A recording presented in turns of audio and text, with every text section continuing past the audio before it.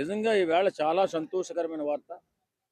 కేంద్ర మంత్రి నిర్మలా సీతారామన్ గారు వచ్చి, ఆమె 15 బ్యాంకులకు శంకుస్థాపన చేసి, 2028 నాటికి అద్భుతమైన రాజధాని విజయవాడగా తయారవబోతుందని చెప్పి హామీ ఇచ్చి వెళ్లారు అంటే, వెళుతూ చంద్రబాబు నాయుడు గారిని, పవన్ కళ్యాణ్ గారిని పొగిడి, మీలాంటి వ్యక్తులు రాష్ట్రాలకు అవసరం అని చెప్పేసి పవన్ కళ్యాణ్ గారిని మళ్ళీ ప్రత్యేకంగా పొగడడం చాలా సంతోషంగా ఉంది. ఎందుకంటే నిబద్ధతతో రాజకీయాలు చేయాలా, నిజంగా ప్రజల పక్షాన నిలబడి అభివృద్ధి చేసుకోవాలి. పని చేసేవాడే నాయకుడు అన్నందుకు పవన్ కళ్యాణ్ గారు నిదర్శనంగా నిలబడ్డాడు ఇక్కడ. ఈవేళ అమరావతి గురించి కొంతమంది పెద్ద పెద్ద వాళ్ళు కూడా మాట్లాడుతున్నారు. బ్రహ్మాండంగా అభివృద్ధి చెందుతుంది, అన్ని రకాల భవంతులు కూడా అక్కడ నిర్మితం అవుతున్నాయి, అద్భుత ప్రగతిలోకి ముందుకు వెళుతుంది అమరావతి. ఒక్కో 10 సంవత్సరాల అవకాశం ఉంటే, మన కూటమి ప్రభుత్వానికి అవకాశం ఇస్తే ఓ అద్భుత రాజధానితో పాటు అద్భుతమైన అన్ని రాష్ట్రాలతో పాటు ఆంధ్రప్రదేశ్ కూడా ముందడుగులోకి వెళుతుందని చెప్పేసి అందరూ అనడం నిజంగా చాలా ఆనందంగా ఉంది. ఎందుకంటే అలాంటి రాజకీయ నాయకులు ఉన్నారు ఇప్పుడు ఆంధ్రప్రదేశ్లో.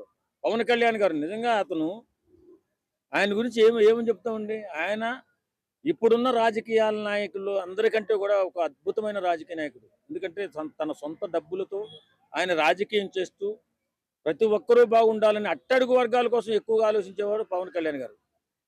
అదే కాకుండా అభివృద్ధిని ఇప్పుడు కొంతమంది ఒక వేలో వెళ్ళిపోతారు. ఇప్పుడు జగన్మోహన్ రెడ్డి గారిని ఎవరినో తీసుకోవడానికి జగన్మోహన్ రెడ్డి గారు సంక్షేమం పేరుతో ముందుకెళ్ళిపోయి సంక్షేమ పథకాలు అద్భుతంగా అందించాడు. కాదని ఎవ్వడం అండు. ఎందుకంటే అందించాడు, కానీ అందులో కొన్ని లోపాలు జరిగి కొంతమంది సంక్షేమానికి అర్హత లేనటువంటి వాళ్ళు కూడా సంక్షేమం వెళ్ళిపోయి ఉన్న పనులు చేసుకోవడానికి అవకాశం లేకుండా అయిపోయింది. రోడ్డు వ్యవస్థ కానీ, తర్వాత ఇప్పుడు ముఖ్యంగా ఆలోచించేది అభివృద్ధి. అభివృద్ధి అంటే ఏంటి? బిడ్డల భవిష్యత్తు. మన బిడ్డల భవిష్యత్తు బాగుండాలంటే, వారికి ఉద్యోగాలు కావాలంటే అక్కడ ఫ్యాక్టరీలు కానీ, ఐటీ కంపెనీలు కానీ, ఉద్యోగానికి అవకాశం ఉన్నటువంటి ఎలాంటి సంస్థలనైనా తీసుకొచ్చి నిర్మించగలిగితే మనం అభివృద్ధి చేసుకున్నట్టు, మన బిడ్డల భవిష్యత్తు బాగున్నట్టు. మనం పుట్టిన ఊరిలో కొంత దూరంలో మన బిడ్డలు ఉన్నట్లయితే వారానికి 2 రోజులు మన ఇంట్లో ఉండి వాళ్ళు ఉద్యోగాలు చేసుకుంటూ వారానికి 2 రోజులు మన ఇంట్లో ఉంటారు.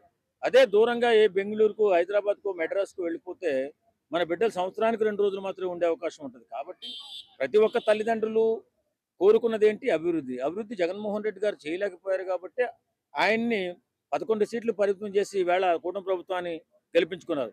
కూటమి ప్రభుత్వం అభివృద్ధిలో ముందుకెళ్తుంది అనడానికి మంచి పునాది ఈవేళ అద్భుతంగా సీతారామన్ గారు చూసి మన కూటమి ప్రభుత్వాన్ని పొగిడారు. కాబట్టి ఎవరైనా సరే నాయకుడు అనేవాడు బిడ్డల భవిష్యత్తుని ఆలోచించాలి.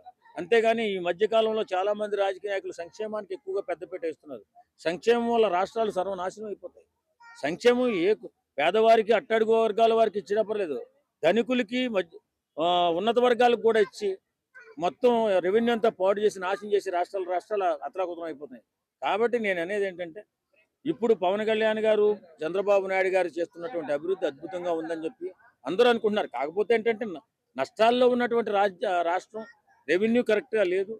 కొంచెం ఒడిదుడుకులు ఎదుర్కొన్నప్పటికీ కేంద్ర ప్రభుత్వం అద్భుతంగా సాయం చేస్తుంది. నిజంగా ఈ సందర్భంగా కేంద్ర ప్రభుత్వానికి మన రాష్ట్ర ప్రభుత్వం తరఫున ధన్యవాదాలు చెప్పుకోవాలి. ఎందుకంటే అన్ని విషయాల్లో కూడా అండగా ఉంటూ అద్భుతమైన ప్రగతి సాధించడానికి ముందడుగు వేయడానికి కేంద్ర ప్రభుత్వం మనకి అండగా నిలబడింది. ఇంతకుముందు అవకాశాలు లేవు. ఎందుకంటే కేంద్ర ప్రభుత్వం ఈవేళ మన మీద ఆధారపడి కూడా ఉంది. అది ఎవరు చెప్పినా చెప్పకపోయినా నిజం అది. కాబట్టి ఈవేళ కేంద్ర ప్రభుత్వం మనం ఎంత అభివృద్ధి చేసుకోగలిగితే, ఎంత ముందుకు పరిగెత్తితే అంత ఎక్కువగా నిధులిచ్చి మనల్ని ప్రోత్సహిస్తుంది. కాబట్టి పవన్ కళ్యాణ్ గారు, చంద్రబాబు నాయుడు గారు, లోకేష్ గారు తదితర మంత్రులందరూ కూడా పకడ్బందీగా పనిచేసుకుంటూ ఇవాళ అమరావతిని అద్భుతమైన రాజధానిగా నిర్మించడానికి ముందుకెళ్తున్నారు. ఏమండి, ఎవరైతే పనిచేస్తారో వాళ్ళకి అవకాశం వస్తే తప్పనిసరిగా కూటమి ప్రభుత్వమే నెక్స్ట్ కూడా మనకి అద్భుతంగా అండగా నిలబడుతుంది.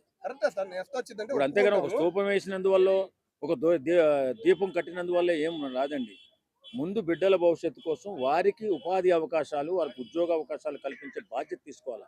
ఇప్పుడు కేవలం మన రాష్ట్రం ఇడిపోయిన తర్వాత ఇక్కడ ఉన్నటువంటి అభివృద్ధి ఫలాలన్నీ కూడా తెలంగాణలో ఉండిపోవడం, తెలంగాణ అక్కడేమో ఎలాంటి అవకాశాలు లేకపోవడం, మన వాళ్ళంతా వచ్చి ఇక్కడ తెలంగాణలోనే అటు బెంగళూరులోనే పనిచేసుకోవడం కాకుండా ఈవేళ అభివృద్ధి చేసి ఈ ఇంకా 3 సంవత్సరాలు, 3.5 సంవత్సరాలు టైం ఉంది.